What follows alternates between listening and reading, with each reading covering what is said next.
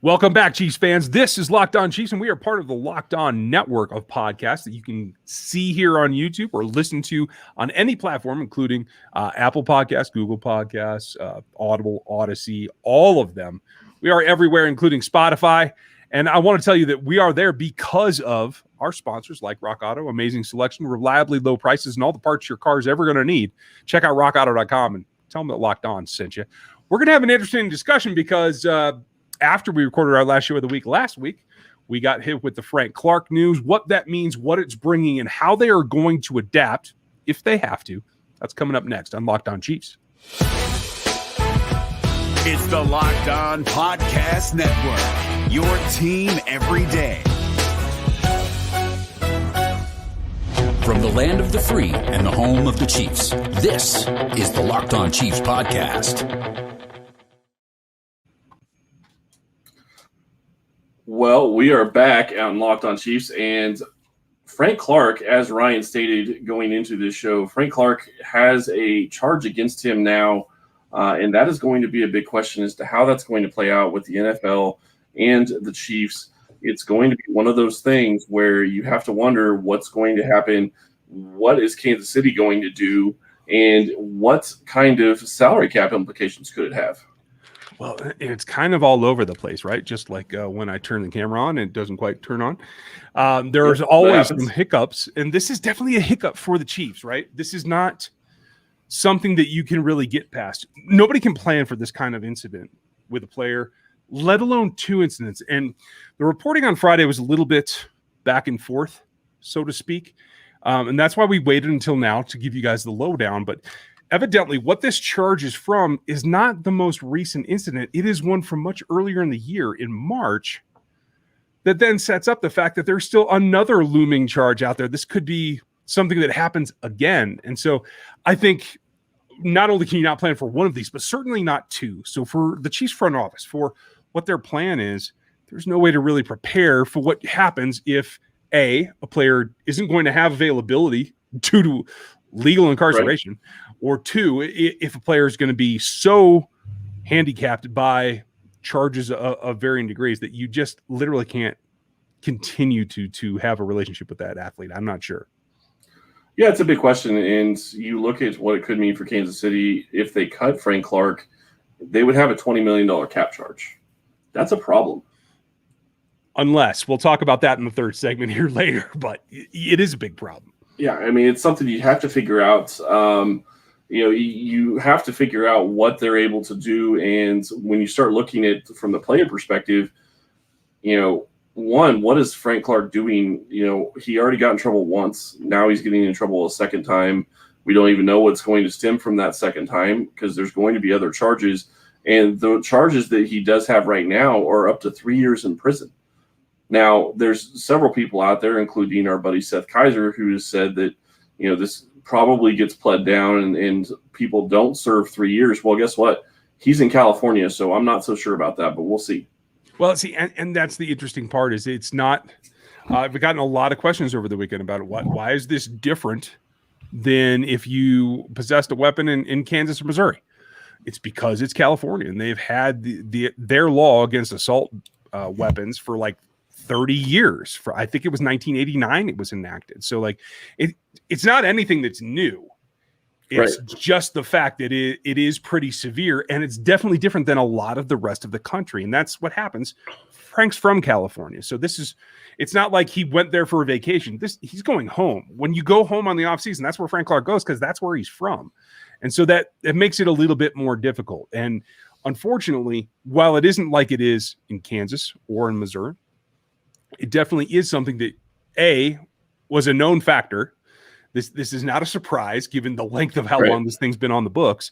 But B, definitely when you are a multimillionaire star athlete roaming around Los Angeles, which is not exactly known for the equality of living, it makes some interesting scenarios for which you might feel like you have to protect yourself in a way that maybe isn't the norm. And so like, I don't want to cast that Frank's doing something outlandish or anything outside of trying to protect him and in the people that he's with because of his fame, to tell you the truth. And I completely agree with you, and I'm not trying to cast aspersions at the guy and say, that he's in the wrong completely.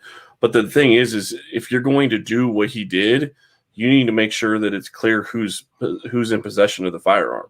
True. You can't put yourself in that position to be in a situation where you're carrying a firearm because it is illegal in California and because of how illegal it is in California and how far the law goes. Yeah. I'm all for people being able to, carry firearms legally. I have no problem with that at all whatsoever, but it's not legal in California, and you need to know that, and you need to take that into account. And if you don't feel safe there, well, one, maybe you don't go there, but two, you hire somebody that can carry legally. Yeah, absolutely. I mean, that's what it comes down to is there's no excuse not to know the environment that you're in, especially when you've grown up there and you know what the laws are. It's not a surprise. And like you had mentioned that in other states, some of these things are pled down rather regularly. I don't know that makes a big impact for the team or the league here. We're going to talk about what the implications are for the team and the league and what might happen here coming up later. But first, I want to go to this break here in a second, but I want to get into what do they do if Frank Clark isn't available on the football field? Because at the end of the day, that's what this is about. And that's what I think has got to be our utmost priority. But first, we have to tell you about some of our friends that are helping us bring you this show. Yes, and our friends at Built Bar are helping bring you this show. So thank you very much, Built Bar. We really do appreciate it. And Ryan has a couple of the Built Bar flavors that he can show you.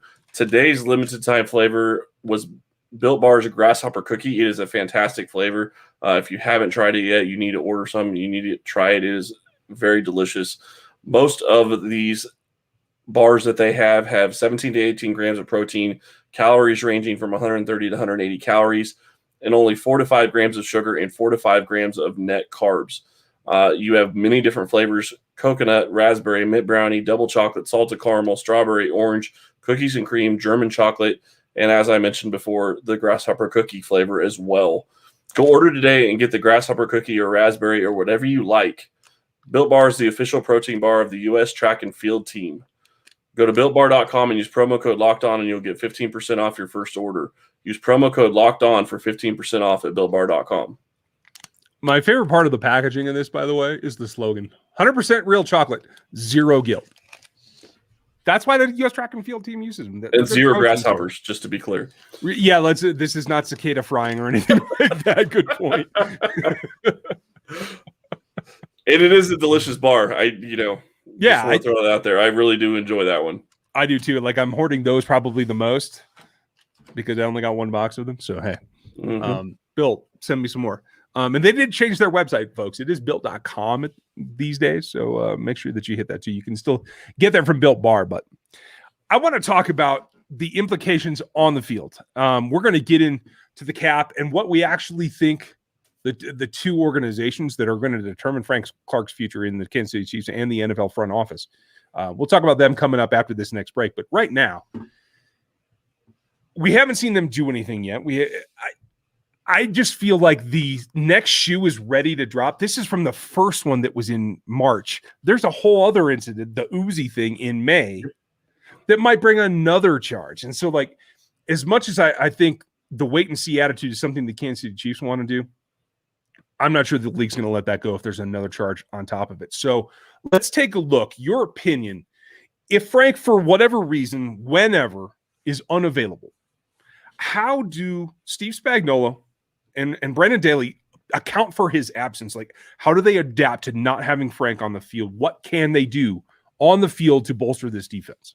Well, Chris Jones is going to be your first and foremost answer, and he's going to play a lot more defensive end than any of us expected him to, just based on that. So I think that that's going to be part of it. But I also think that you're going to see a lot more blitzes from the corners and the safeties. And I do think that they're going to start sending some linebackers as well. And I think that that's how they're going to have to get the pass rush. The other option, honestly, is a trade. Because I don't think that you're going to see somebody that's going to be cut unless it's an aging veteran that really doesn't have a lot left, because you don't generally see pass rushers cut that can still get after the passer pretty well. It happens from time to time. Maybe Kansas City will get lucky, but the problem is that you're going to be dealing with the ability to claim them as well, and Kansas City is going to be way down that pecking order. Yeah. So if you're going to get somebody, you're more than likely going to have to trade to go get somebody that can kind of come in and replace Clark, because right now the free agents out there can't.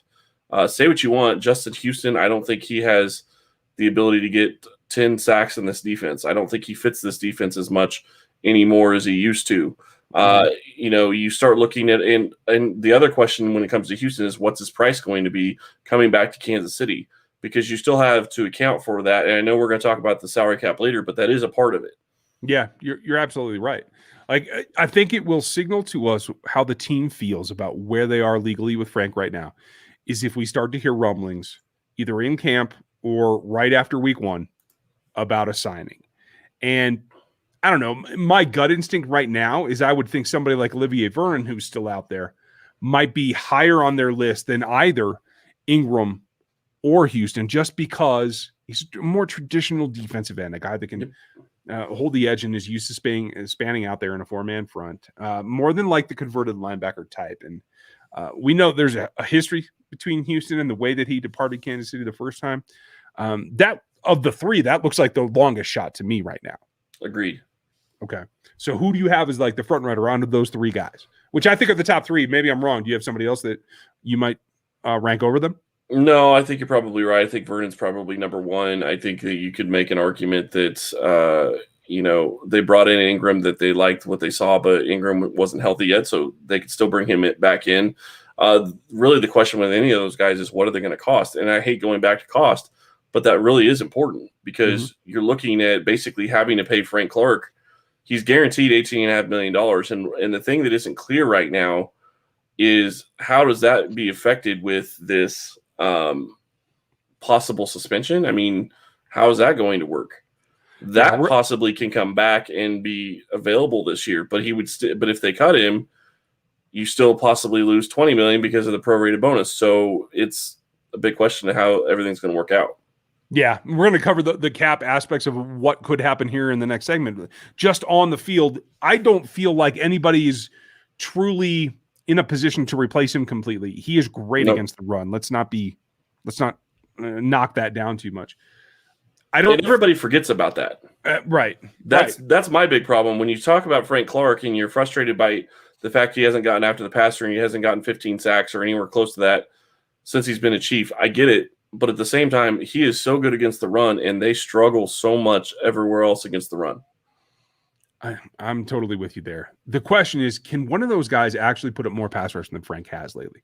Whether it's because of injury or his general health or situationally. Like, whatever it is, Frank hasn't lived up to the contract in terms of pass rush success. I would argue that I was just going to say, I would argue that maybe one of them could, just because I think that you're looking at an edge situation that could be better than what Frank has dealt with across from him the past 2 years. Okay. And that actually does make a significant difference when you start looking at having a guy like Chris Jones. If Chris Jones could get to 12 sacks as a defensive end, that allows a lot less pressure, on the other defensive end to contribute. That's a very good point. Getting somebody in camp is going to be the challenge, and I think probably that's what we have to get to next is like, what are the scenarios? Could they have him? Could they not? Do they have the parts they need to replace whatever they have to replace? And that's what it comes down for you and me as well. And one place that you can find that is over at rockauto.com. You can check all the parts that you might need to replace on something that I need to replace. I have a tailgate that needs some help right now because I did something dumb over the weekend. I'm not going to share that with everyone, but imagine that. Yeah, there's a backup camera that probably needs to be replaced at this point. But they're useful. They are useful. I didn't use them enough, evidently. Mm-hmm. So I'm going to be checking that out this week. I hope you guys do as well. And you can save 30, maybe even 100%, all the way up to that on all the parts that aren't necessarily in stock in a local brick and mortar store. So rockauto.com is the place to go look for everything that you need for your vehicle, whether it's taillights or, backup cameras. That's the way that it happens. They're a family business. They've been in business for 20 years, and their prices are reliably low for not just me or you or a professional. There's no discount for being a pro. It's for everyone, and I enjoy that part of it. So you can get everything that you need. Go over there and explore their website. Check it out, and you'll find everything that I think that you're looking for. If you would, go to rockauto.com right now. Check all the parts for your car, and write in Locked On the little section that says, how did you hear about us? That'll let them know that we sent you over there. They have amazing selection, reliably low prices, and all the parts your car or truck is ever going to need. rockauto.com. And parts is what this, I think, is going to come into for the way the Chiefs have to go about this. There's a couple of scenarios. Given this first charge, the Chiefs could choose to suspend Frank. Yep. They could choose to trade him. They could choose to cut him. I don't think anybody's going to trade for him, so I doubt that that's really an option. But all those things leave nothing unchanged on the cap. A release is a release, and they're going to be held accountable for everything according to his contract. I'm not 100% sure on that. And the reason I say that is because you're sitting here looking at 18.5 guaranteed salary. Is it guaranteed if you're suspended? I don't think so. Because of the suspension, I think it would actually be something where he's not going to have that cap charge, but then you're going to have another basically $13.5 million coming from prorated bonus if you cut him. So The sweet spot may be actually having him suspended or suspending him from the roster, which I don't know if the Chiefs can actually do. Right. But if they were able to do something like that, then maybe you have the ability to bring in somebody because you're going to have some cap space that you would free up.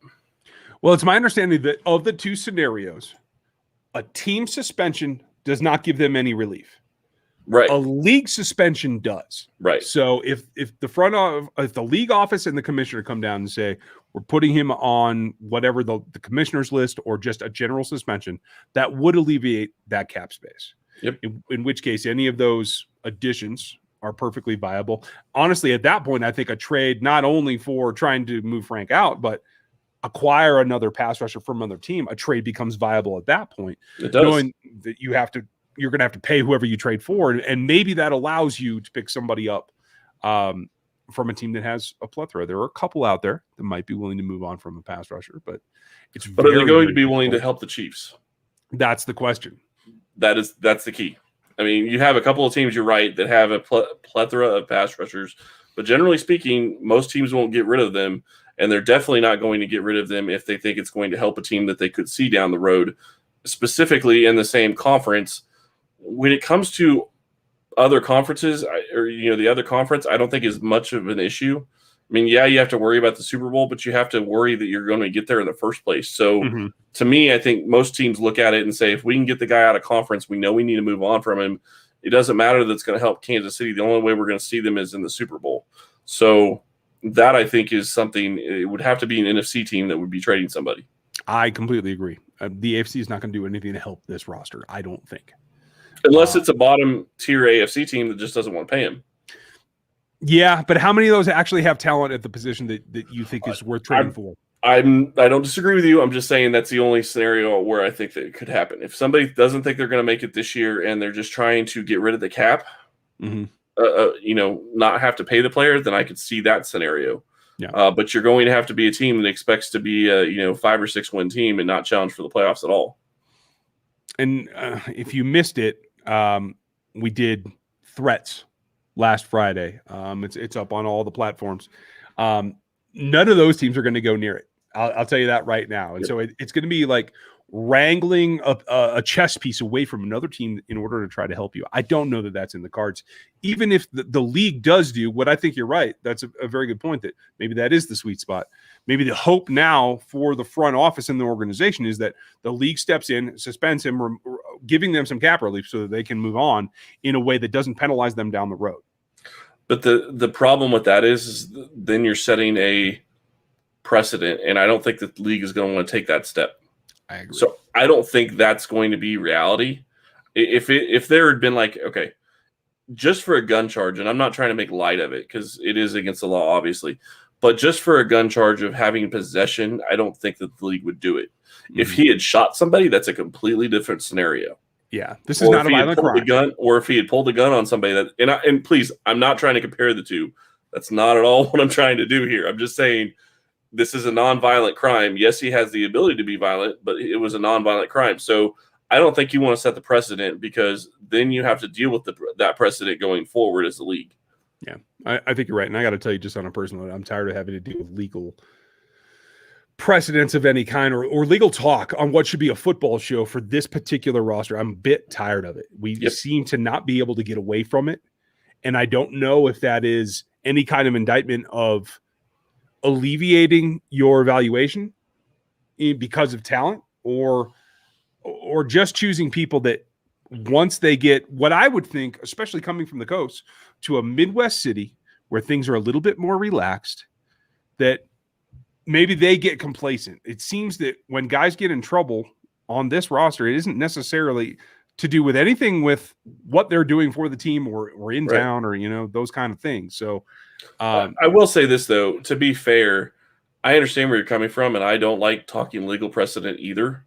But when you start talking about some of the guys in the past that have had legal precedent, Kareem Hunt is really the one that stands out to me the most. Mm-hmm. Yeah, Bashaud Breeland had the weed issue and whatnot, and that was an issue. But from everything we've learned about the Tyreek Hill situation, it almost sounds like that shouldn't have ever been an issue to begin with. And he may not have even should have been a guy that was having to be drafted in the 5th round. Just the way everything's played out and it's come out. I mean, maybe I'm wrong. Maybe there's stuff we don't know, but it sure seems like he was incorrectly attacked for stuff. So I just want to put that out there. So I get where you're coming from. I completely agree with you. I don't want to talk legal stuff on here. That's not what I'm here for. I deal with that enough in my day job. Don't need to think about it here. And congrats to Tyreek Hill. I guess he's engaged to someone new now. Congratulations. And, it's a tough road. It sounds like those accusations should have never come out in the first place, but the rest of the league is never going to forget that, folks. So that at least us in Chiefs Kingdom, we can hold on to that. So we want to thank you for spending your day with us.